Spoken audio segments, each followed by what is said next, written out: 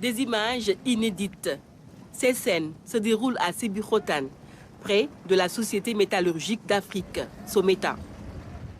Âgés entre 7 et 15 ans, ces mômes, à l'âge d'aller à l'école, escaladent ces camions à la recherche de ferraille qu'ils vont revendre à leurs risques et périls. Animés par l'insouciance et l'inconscience, ces enfants, de ou dans la rue, ne sont motivés que par l'appât du gain.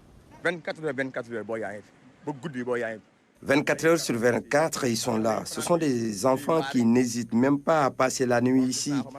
C'est vraiment un danger public.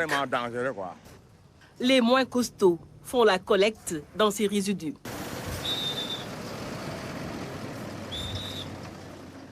Parfois, c'est un jeu de cache-cache avec les agents de l'usine.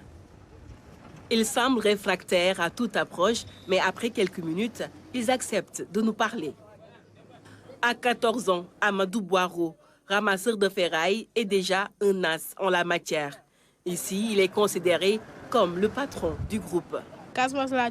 Je viens de la Casamance. Je suis là depuis 2015. Il arrive parfois que les choses se déroulent favorablement, mais d'autres fois, elles prennent une tournure moins favorable.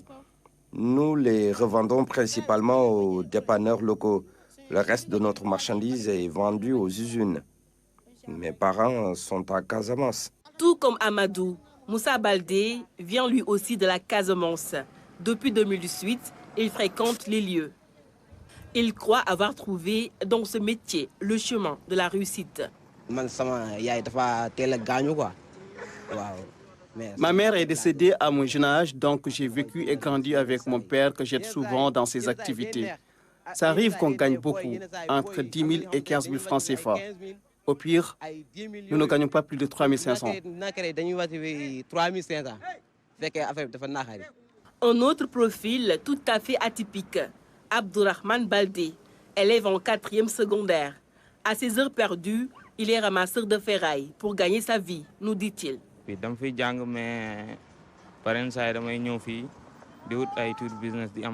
Parfois, je me rends ici pour faire de petits boulots dans le but de me faire de l'argent. À l'arrivée du camion, nous marchandons avec les vendeurs jusqu'à trouver un terrain d'entente. Par la suite, nous ramassons toutes les matières, dont l'aluminium, le fer, entre autres.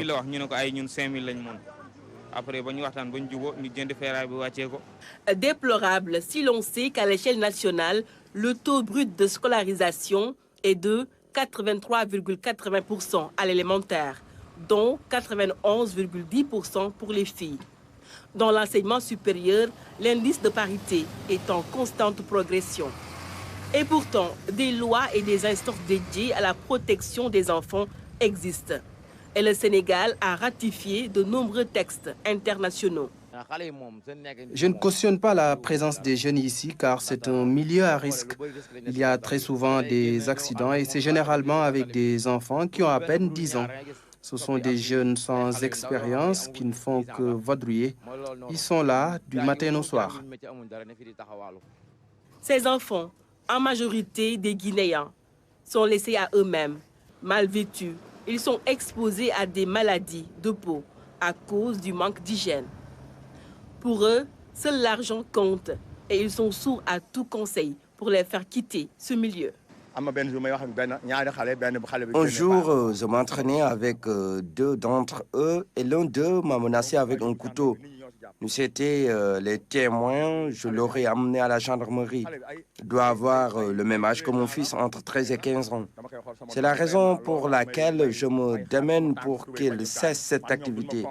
Mais ils ne comprennent pas ma position. Je ne le souhaite pas, mais ils peuvent trouver la mort s'ils dégringolent du camion. J'essaie tant bien que mal de les protéger.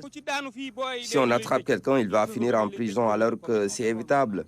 L'État doit prendre ses responsabilités et agir pour mettre fin à ce cauchemar.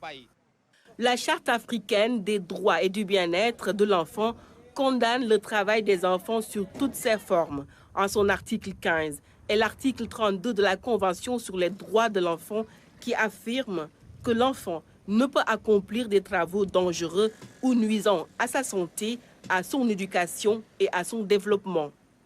Pour l'instant, la ferraille constitue un refuge pour ces enfants, sans aucune protection, victimes de l'exploitation.